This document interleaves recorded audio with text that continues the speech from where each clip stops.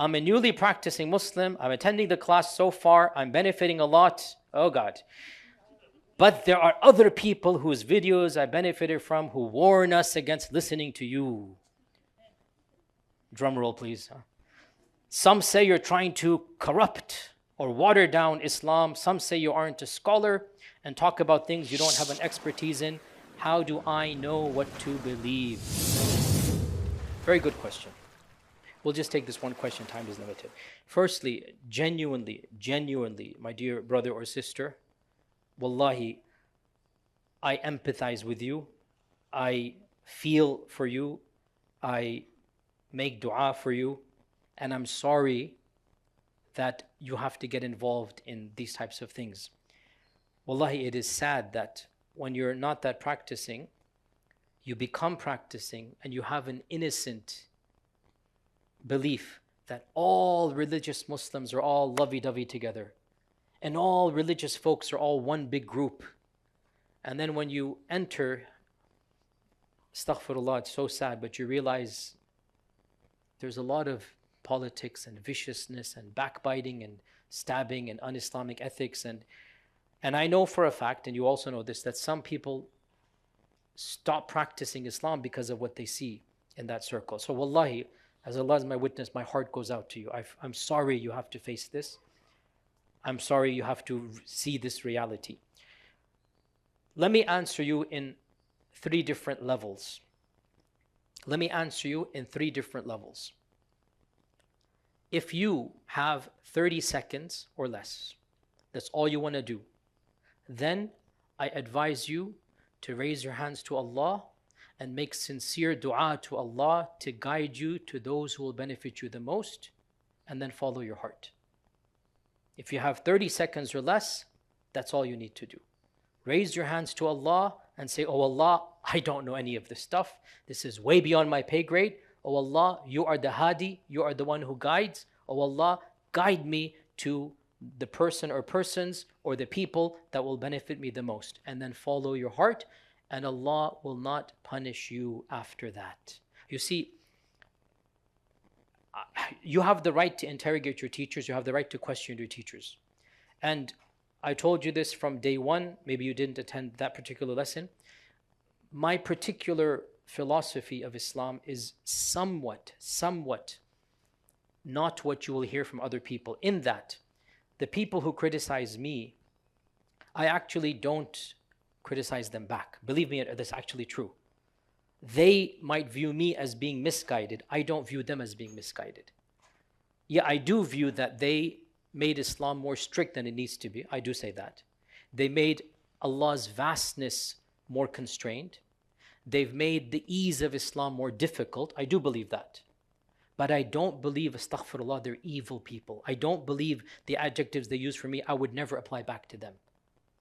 I actually believe many of them are sincere, and I hope all of them, inshallah, will enter Jannah. So I am not a tit for tat. You have to understand this point. So when persons describe me as this and that, I get it, because I used to be like that as well 20 years ago. I totally get it. I don't view it as watering down. I view it as this is how Islam is, and perhaps you guys made it too strict. So look at this paradigm shift. So if you have 30 seconds, raise your hands to Allah, make dua to Allah, and then follow your heart. Literally. Like the Prophet ﷺ said, istafti qalbak. Ask your heart, right? Follow your heart, and Allah will guide you to that which is best. If you have 30 minutes or more, if you have a little bit more time, then go ahead and listen to a variety of people. In fact, I encourage you to listen to all sides. Take the same topic and listen to multiple speakers. And my advice to you, and again, I speak very factually here, I actually don't believe every preacher and scholar is meant for every audience. I believe Allah created people differently, and different people are attracted to different types of scholars. So I am totally fine with people finding comfort in other scholarship. Go to the scholars that appeal to you spiritually and intellectually and culturally. Go to the scholars that motivate you to be a better Muslim. Go to the scholars that you can trust, and Allah will not judge you after that. So spend 10, 20, 30, 40 minutes, listen to a few lectures, choose the exact same topic. you'll find the same topics among all the scholars, right? And then see how this scholar presents it, see how that person presents it, and then you judge for yourself. And if you want to, every accusation that is ever made, you'll typically find the preacher or teacher explaining it in a different lecture. In my case, I've pretty much done that in many of the lectures I've given.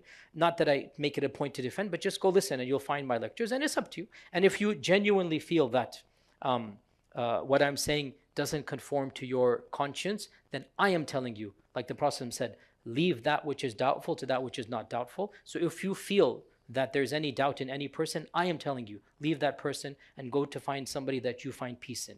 Your internal peace, your spiritual connection to Allah is important.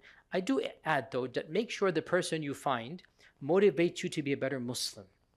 You want somebody that encourages you to be closer to Allah, encourages you to have better etiquette with fellow human beings, encourages you to be more spiritual.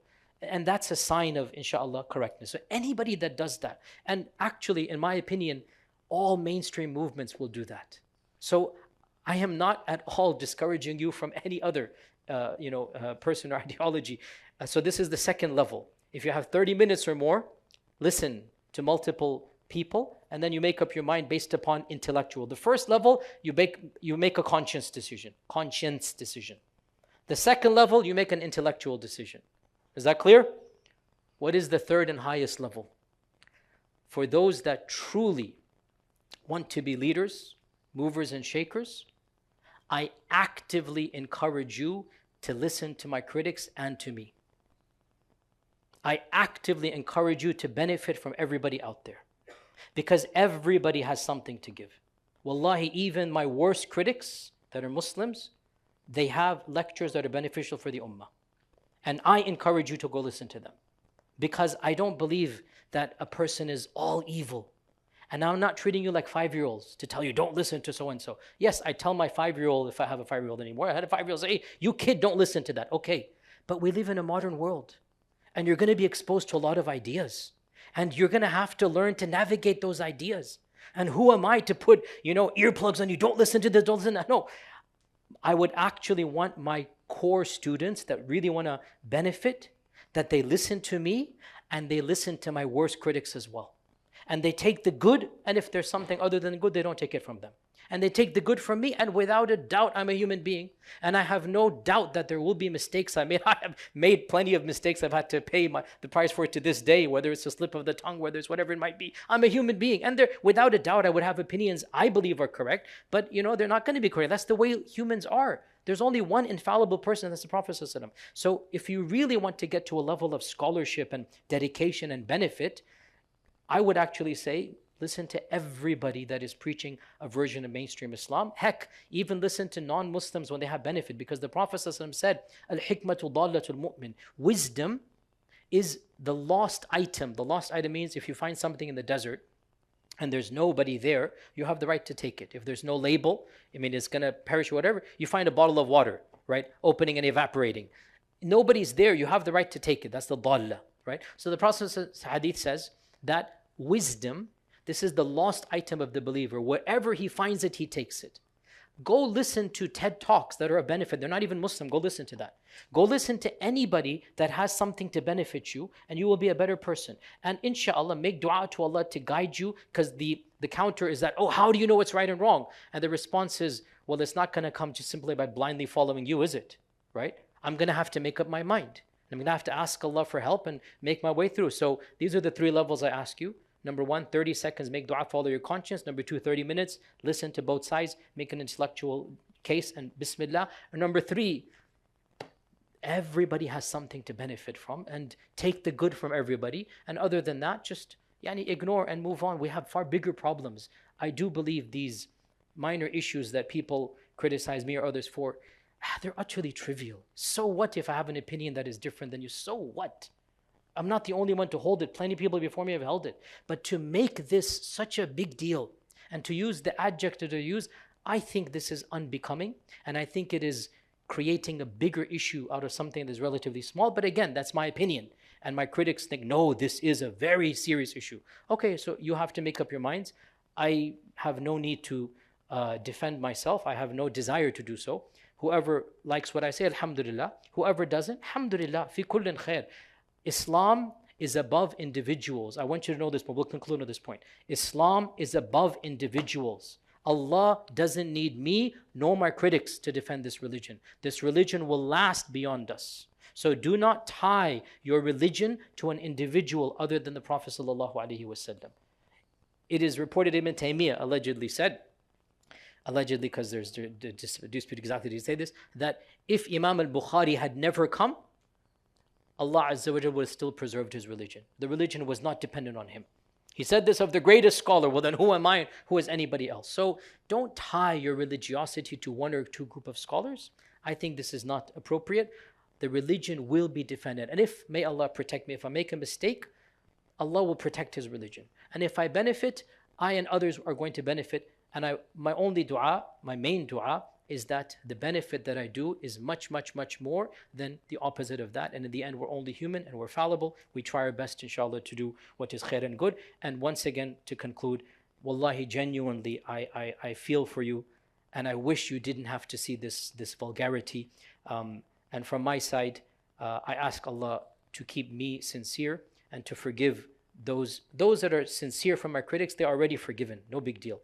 And I will meet them inshallah in Jannah if we're all pure. And those that are insincere, they have bigger things to worry about than my mistakes if you're insincere. So leave these trivial things, but in the end, these are the three levels, and may Allah guide all of us. And with this, inshallah, we'll see you all next Tuesday. Jazakumullah khair. Assalamu alaikum wa rahmatullahi wa barakatuh.